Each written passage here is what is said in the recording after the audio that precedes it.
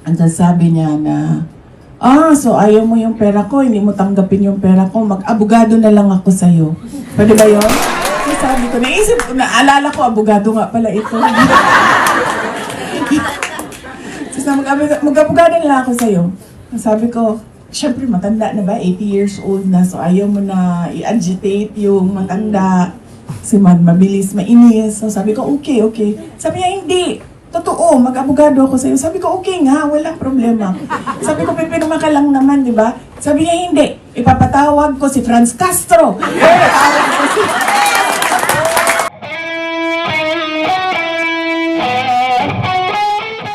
This coming 2028, may posibilidad po bang tumakbo kayo? Ma'am, please! Ma'am, please! Please! Yes, ma'am. Para mapaghandaan namin lahat. We are serious.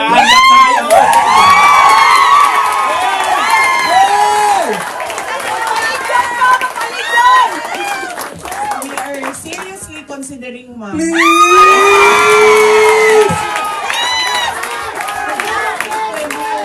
Tumutuloy yung Yes. Mama, awa ka! Hindi siya pwede. Ikaw lang ang pag-asa yan. Asa lang namin! Yes, I really believe that our country will be great, and I really believe. It will be with you! Hey!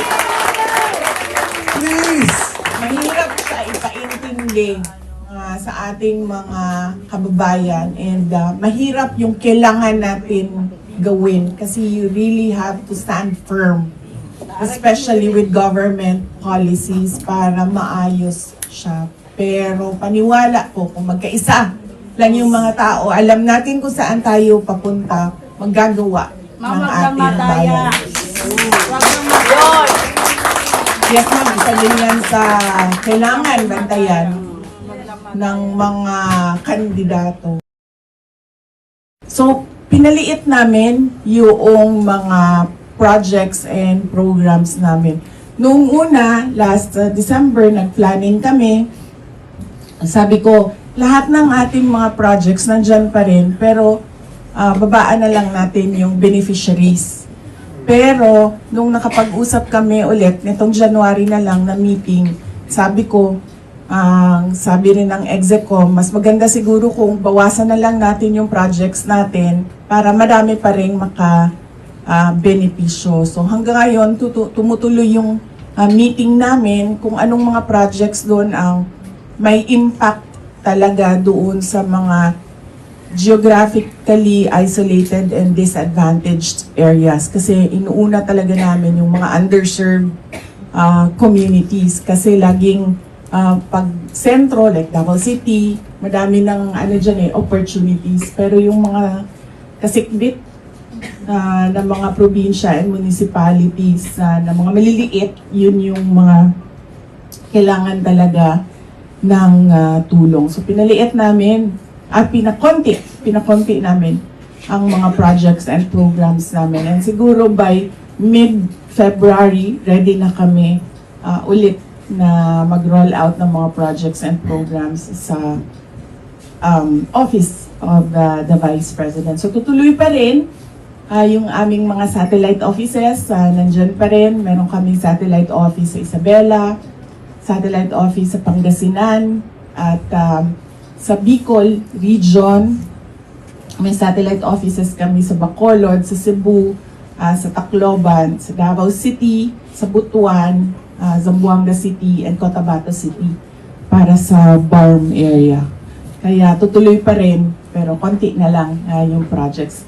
Yung lagi kong naririnig sa mga kaibigan ko or sa mga kakilala, nangangamusta, yung iba nasi-stress pag nakikita nyo yung mga vlog sa YouTube, nag-aalala. Tapos nag-iisip kung kamusta ako, lagi meron nangangamusta sa akin.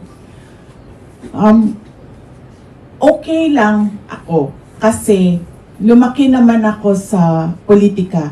9 years old pa lang ako, mayor na yung father ko. At tuloy-tuloy yon, hindi na tigil yon hanggang naging president siya. At kapag noon ganyan din ang politics sa Davao City.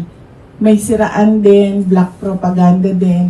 Lagi sinasabi ng ni former President Rodrigo Duterte sa akin, ni Tatay Digong, lagi niya sinasabi sa akin noon, ganun talaga ang politika.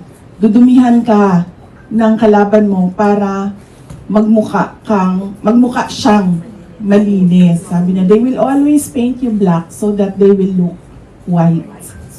So, yan talaga, paulit-ulit yan noon. Kasi ganun din yung labanan nila, girian nila noon nung contemporary niya sa Davao City politics, former Speaker Prospero Nograles.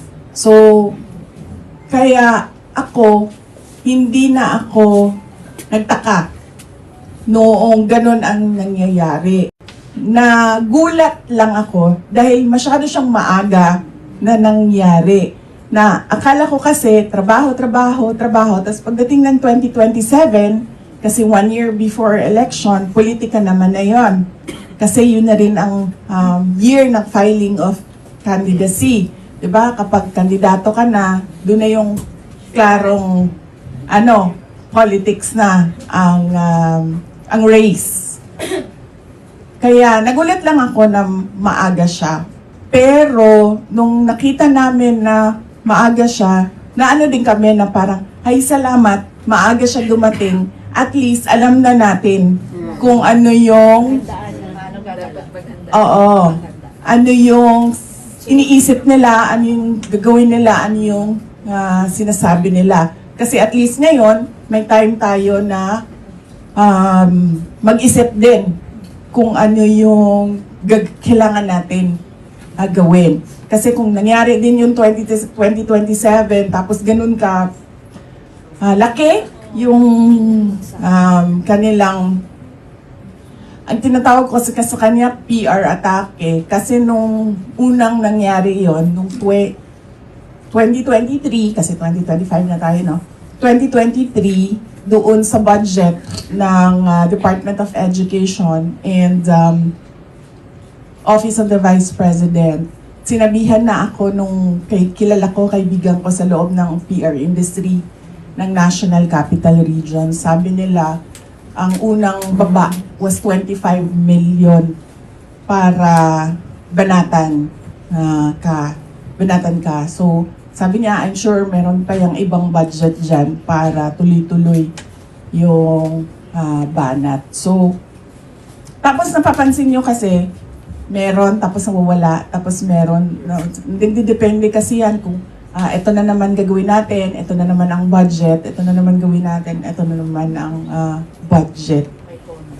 Yes, ganyan. Ganyan kasi yung pag-atake. So medyo well-funded machinery yung attacks nila. Kasi nung una, nagpadala siya ng pera kasi sa akin through my older brother, si Congressman Pulong. Padala siya pera. Kasi sinabihan ko yung kapatid ko, sabihin mo sa kanya, huwag na, nahihiya ako. Okay naman ako kasi the moment na nag-announce si Franz Castro na meron siyang impeachment noong 2023, naghanda na rin kami. Meron na kaming kinausap na lawyer. So from that time hanggang ngayon, yung lawyers na yon, sila na yung tumututok doon. So sabi ko, wag na. Tapos sabi niya, hindi mo tinanggap ang pera ko. Sabi ko, wag na, anuhin mo na lang yan sa retirement mo. Or sa kay Kitty, or nag-aaral pa kasi yung isang kapatid ko. Or kay Amira, yung pamangkin ko na nasa kanya. Hindi, apo ko na nasa kanya. And then sabi niya na, so ayaw mo yung pera ko, hindi mo tanggapin yung pera ko, mag-abogado na lang ako sa'yo. Pwede ba yun?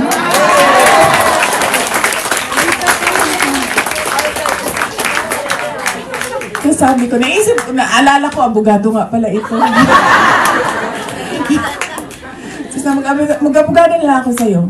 Sabi ko, syempre matanda na ba? 80 years old na. So ayaw mo na i-agitate yung matanda.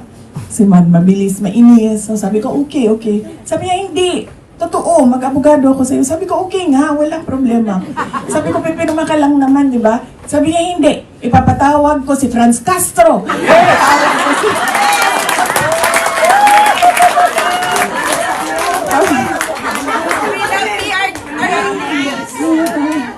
Papatawag si ganito, papatawag ko si ganyan.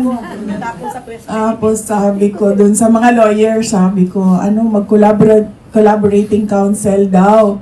Sabi nila, sige, wala namang problema yan. Paghandaan lang natin, sabi ng mga lawyers. Tinuon na, ma'am. Daghan yung kaay ka na ganing mga amigo. Abi ni mga amigo ni mo, pagka humandili di ay. Tapos na-realize ko, ang meron lang akong realization, ma'am, na lahat pala ng politiko ay hindi mo kaibigan. Ang kaibigan mo lang talaga yung taong bayan. Inday Sara!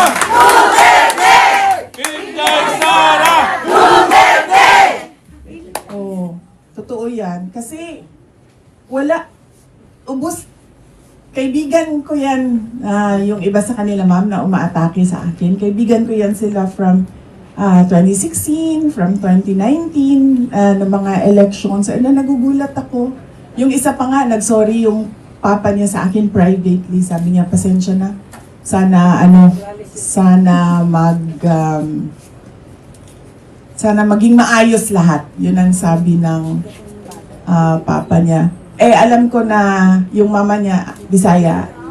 So, sinabihan ko din pero yung father niya, Tagalog, dating congressman. Sabi ko, basta mga Bisaya, upuan man na. Laban na. Sukol.